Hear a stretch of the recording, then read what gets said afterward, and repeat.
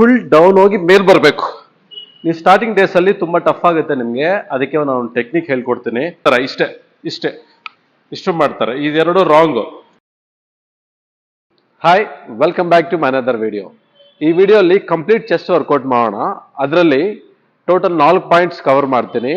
ಒಂದು ಬಂದು ಯಾವ ವೇರಿಯೇಷನ್ ಮಾಡಬೇಕು ಅಂತ, ಇನ್ನೊಂದು ಬಂದು ಯಾವ ಪೊಸಿಷನ್ಸ್ ಇಟ್ಕೋಬೇಕು, ಇನ್ನೊಂದು ಬಂದು ರೇಂಜ್ ಆಫ್ ಮೋಷನ್, ಲಾಸ್ಟ್ ಇದು ಬಂದು ಪ್ರಾಪರ್ ಗ್ರಿಪ್ಸ್.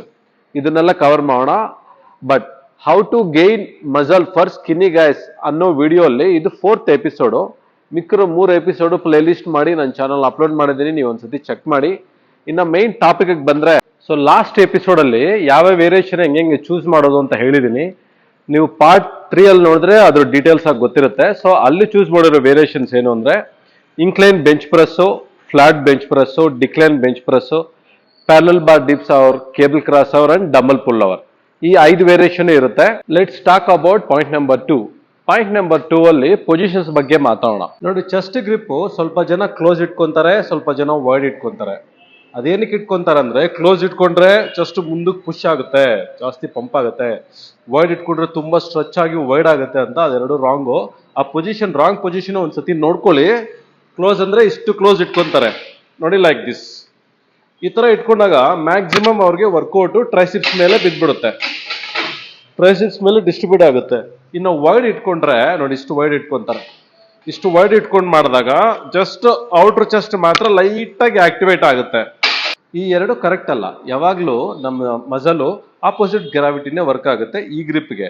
ನೋಡಿ, ಈ ತರ ಇಟ್ಟಾಗ ಈ ಡೈರೆಕ್ಷನ್ ಇರಬೇಕು, ಹಿಂಗೂ ಇರಬಾರ್ದು, ಹಿಂಗೂ ಇರಬಾರ್ದು. ಹಿಂಗಿದ್ರೆ ಕ್ಲೋಸು, ಹಿಂಗಿದ್ರೆ ವೈಡ್.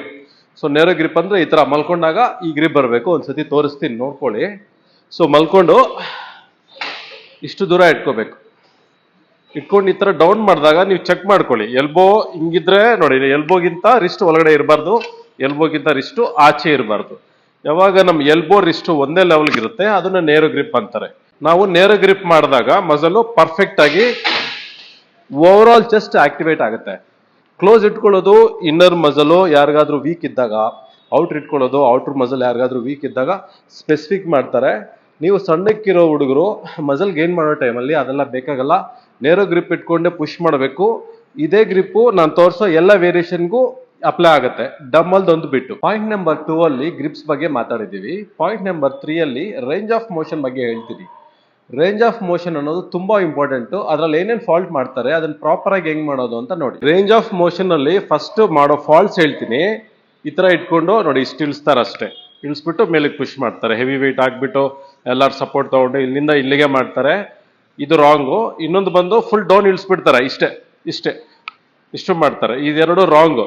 ಇವಾಗ ಪ್ರಾಪರ್ ಪೊಸಿಷನ್ ನೋಡ್ಕೊಳ್ಳಿ. Full range of motion, full ಬಂದು ಕ್ಲೀನಾಗಿ ಕೆಳಗಡೆವರೆಗೂ ಹೋಗಿ ಅಲ್ಲಿಂದ ಪುಷ್ ಆಗಬೇಕು. 1 2 ಈ ತರ ಮಾಡಬೇಕು, ಫುಲ್ ರೇಂಜ್ ಆಫ್ ಮೋಷನ್.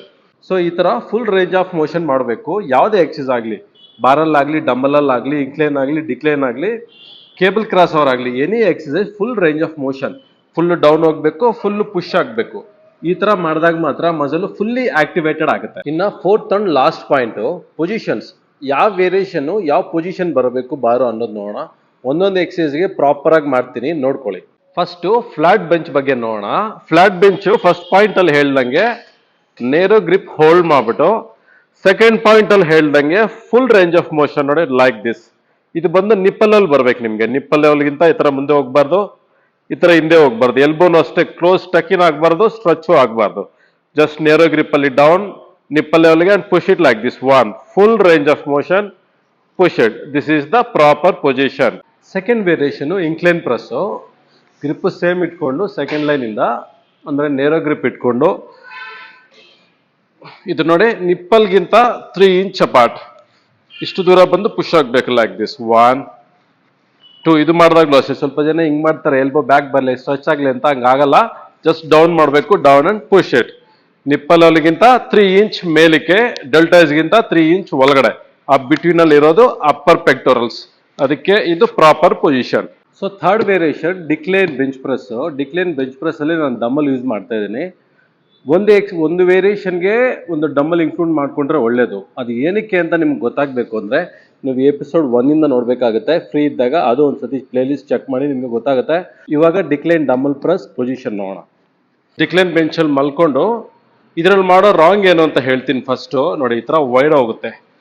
ಈ ಥರ ವೈಡ್ ತಗೊಂಡೋಗಿ ಪುಷ್ ಮಾಡ್ತಾರೆ. ಇದು ಅಷ್ಟು ಪ್ರಾಪರ್ ಆಗಿ ವರ್ಕ್ ಆಗಲ್ಲ. ಇದು ಆಕ್ಚುಲಿ ಫುಲ್ ಡೌನ್ ತಗೊಂಬಂದು ಜಸ್ಟ್ ಪಕ್ಕದಲ್ಲಿ ಅಲ್ಲಿಂದ ಪುಷ್ ಮಾಡಬೇಕು. ಒಬ್ರೊಬ್ರು ಮೇಲ್ ಪುಷ್ ಮಾಡ್ಬೇಕಾದ್ರೆ ಹಿಂಗೆ ಟ್ವಿಸ್ಟ್ ಮಾಡ್ತಾರೆ, ನೋ ಪ್ರಾಬ್ಲಮ್. ಈ ತರ ಟ್ವಿಸ್ಟ್ ಮಾಡಿದ್ರು, ಈ ತರ ಸ್ಟ್ರೈಟ್ ಪುಷ್ ಮಾಡಿದ್ರು ಚೆಸ್ಟ್ ಪಕ್ಕದಲ್ಲೇ ಬರಬೇಕು. ಚೆಸ್ಟ್ಗೆ ವೈಡ್ ಹೋಗ್ಬಾರ್ದು, ನೋಡ್ಕೊಳ್ಳಿ. ಇದರಲ್ಲೂ ಅಷ್ಟೇ, ಎಲ್ಬೋನು ಅಷ್ಟೇ, ಬ್ಯಾಕು ಕ್ಲೋಸು ಆಗ್ದಂಗೆ ನೇರೋ ಗ್ರಿಪ್ ಅಲ್ಲೇ full down, push it up, down, push it up. This is proper position of decline dumbbell press. Next fourth variation cable cross over ಇಲ್ಲ ಅಂದ್ರೆ ಪ್ಯಾರಲ್ ಬಾಡಿಪ್ಸ್, ಎರಡನ್ನೂ ತೋರಿಸ್ತೀನಿ. ಕೇಬಲ್ ಕ್ರಾಸ್ ಓವರ್ ಮಾಡ್ಬೇಕಾದ್ರೆ ಹಿಂಗೆ ಮುಂದೆ ಬಂದು ನೋಡಿ, ಫಸ್ಟ್ ರಾಂಗ್ ತೋರಿಸ್ತೀನಿ. ಈ ತರ ಮಾಡ್ತಾರೆ, ಮುಂದಕ್ಕೆ ಮಾಡಬಾರ್ದು. This is wrong. ನೀವು ಸೈಡ್ ಆಂಗಲ್ ಇಂದ ನೋಡಿ ಗೊತ್ತಾಗುತ್ತೆ. ನೋಡಿ, ಈ ತರ ಮುಂದೆ, ಇದು ರಾಂಗ್. ರೈಟ್ ಅನ್ನೋದು ನೋಡಿ, ಡೌನ್ ಅಂಡ್ ಅಪ್ ಬರಬೇಕು. ಬಾಡಿ ಸ್ಟ್ರೈಟ್ ಆಗಿರೋದನ್ನ ಲೈಟ್ ಆಗಿ ಡೌನ್ ಮಾಡಿ ಎಲ್ಬೋಸ್ ಅಪ್ ಡೈರೆಕ್ಷನ್ಗೆ ಹೋಗಿ ಮುಂದೆ ಬಂದಾಗ freeze like that. Down, push ಮಾಡಿ, ಹಂಗೆ ಬ್ಯಾಕ್ ಹೋಗುತ್ತೆ, ಕೆಳಗಡೆ ಪುಷ್ ಮಾಡಬೇಕು. ಇದು ಮಾಡಿದಾಗ್ಲೂ ಹಿಂಗೂ ಮಾಡಬಾರ್ದು, ಹಿಂಗೂ ಮಾಡಬಾರ್ದು. ಚೆಸ್ಟ್ ಮೇಲೆ ಇಟ್ಕೊಂಡು pectorals do like this. This is proper position of cable crossover. Parallel bar dips ಇದು ಡಬಲ್ ಬಾರ್ ಯಾರಿಗೂ ಗೊತ್ತಿಲ್ಲ ಅಂತಲ್ಲ, ಬಟ್ ಮಾಡೋದೇ ಕಷ್ಟ. ಸೊ ಇದು ಆಕ್ಚುಲಿ ಪ್ರಾಪರ್ ಪೊಸಿಷನ್ ಹೆಂಗೆ ಅಂದ್ರೆ ಫುಲ್ ಡೌನ್ ಹೋಗಿ ಮೇಲ್ ಬರಬೇಕು. ನೀವು ಸ್ಟಾರ್ಟಿಂಗ್ ಡೇಸ್ ಅಲ್ಲಿ ತುಂಬಾ ಟಫ್ ಆಗುತ್ತೆ ನಿಮಗೆ. ಅದಕ್ಕೆ ನಾನು ಒಂದು ಟೆಕ್ನಿಕ್ ಹೇಳ್ಕೊಡ್ತೀನಿ. ಏನ್ ಮಾಡಿ, ಬಾಡಿ ವೆಯ್ಟ್ ನ ತರ ಹ್ಯಾಂಗ್ ಮಾಡ್ಬಿಟ್ಟು ನಿಮ್ ಕೈಲಿ ಎಷ್ಟಾಗುತ್ತೆ ಅಷ್ಟು 1 ಇಂಚ್ 2 ಇಂಚಸ್ ಡೌನ್ ಹೋಗಿ ಪುಷ್ ಮಾಡಿ, ಸ್ಟ್ರಗಲ್ ಮಾಡಂಗೆ 1 ಈ ತರ ಸ್ಟ್ರಗಲ್ ಮಾಡಿದಾಗ ನಿಮ್ ಮಸಲ್ಗೂ ಸ್ಟ್ರೆಂತ್ ಇನ್ಕ್ರೀಸ್ ಆಗುತ್ತೆ, ಜೊತೆಗೆ ನಿಮ್ಗೂ ಸ್ವಲ್ಪ ಕಾನ್ಫಿಡೆನ್ಸ್ ಬೂಸ್ಟ್ ಆಗುತ್ತೆ. Last variation dumbbell full over.